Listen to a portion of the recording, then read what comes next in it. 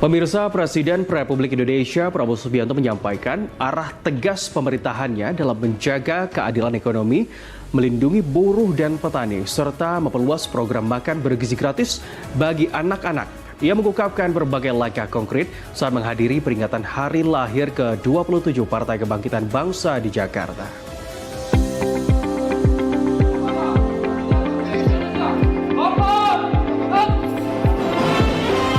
Presiden Prabowo menyebut dukungan dari PKB dan Nahdlatul Ulama sebagai energi moral yang menyuntikkan keberanian untuk bersikap tegas dalam menghadapi ketidakadilan. Ia juga menyampaikan di belakangnya ada petani dan buruh, dua kelompok yang selama ini menjadi pilar bangsa. Hal ini mendorongnya untuk tidak ragu mengambil sikap. Presiden Prabowo mengakui niat awalnya adalah menghindari konfrontasi, namun praktik-praktik curang dalam ekonomi nasional membuat ia harus bertindak tegas.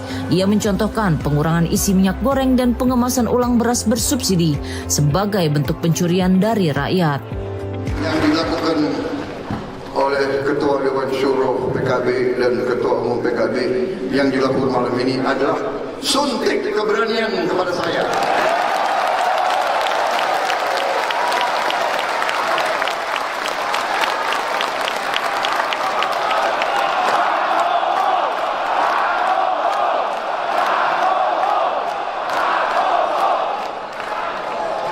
Yang tadinya saya sebetulnya sudah capek, Gus. Aku PKB ya, malam ini PKB. Yang benar, iya, aku harus kasih pidato. Aku mau pidato sebentar aja deh, singkat-singkat aja deh. Dibuatlah pidato bagus deh. 2 halaman, ya. Udah selesai dari tadi kalau dibaca.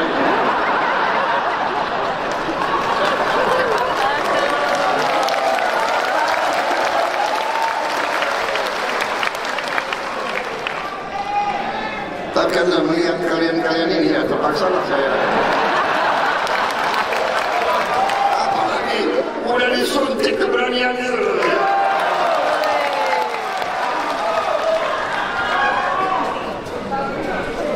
PKB Nahdlatul Ulama di belakang saya, petani di sebelah sini, buruh di situ.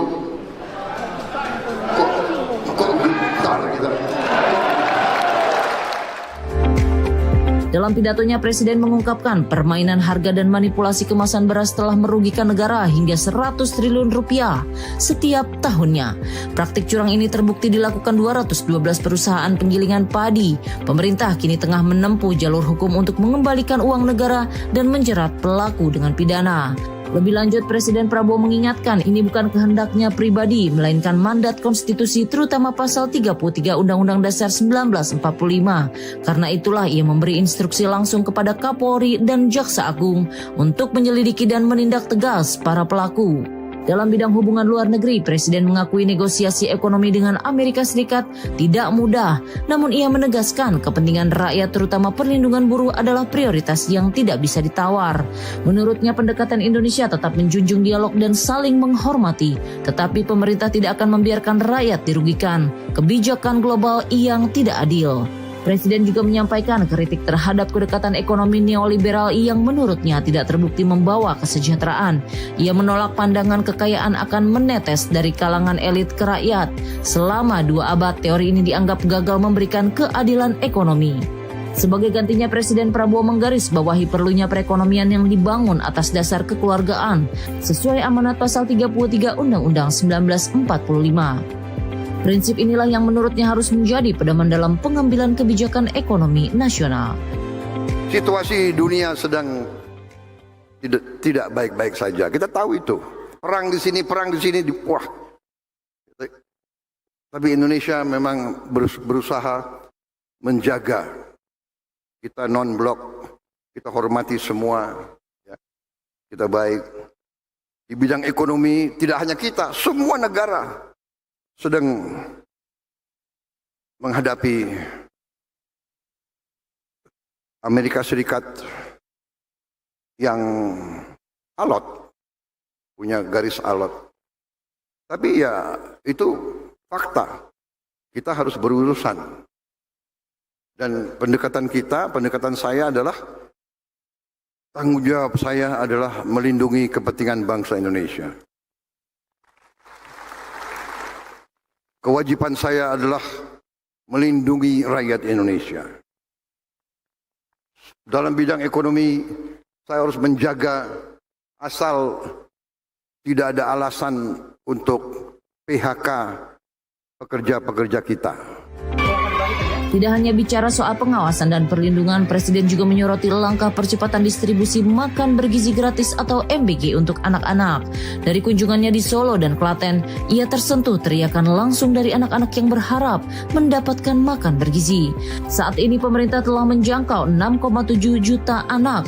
Targetnya 20 juta anak dapat merasakan manfaat program MBG sebelum 17 Agustus dan 82,9 juta anak pada akhir tahun 2025.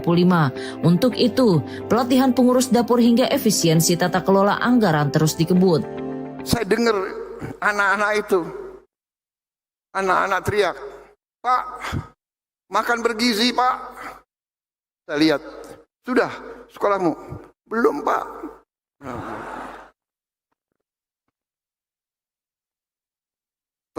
Tersentak hati saya. Tersentak hati saya. Presiden menyebut capaian Indonesia sudah mulai diperhatikan dunia. Beberapa pemimpin asing bahkan menyatakan ketertarikan mempelajari model MBG Indonesia yang mampu melesat cepat dalam waktu singkat. Negara lain butuh lebih dari 1 dekade. Indonesia menargetkan pencapaian besar hanya dalam setahun. Namun Presiden Prabowo tetap menekankan pentingnya pembuktian. Ia mengajak publik khususnya PKB sebagai mitra untuk kembali mengkaji hasil akhir pada Desember nanti. Semua langkah ini menurutnya adalah bentuk kerja keras dan pengabdian untuk bangsa. Presiden Prabowo menunjukkan arah pemerintahan yang tegas namun berpihak. Dari pengawasan ekonomi, perlindungan pekerja hingga pemenuhan gizi anak-anak, seluruh rangkaian diarahkan pada keadilan dan kemajuan bersama. Ia menaruh kepercayaan pada rakyat. Cita-cita besar bangsa bisa tercapai jika seluruh unsur bekerja dalam semangat kebersamaan dan keberanian.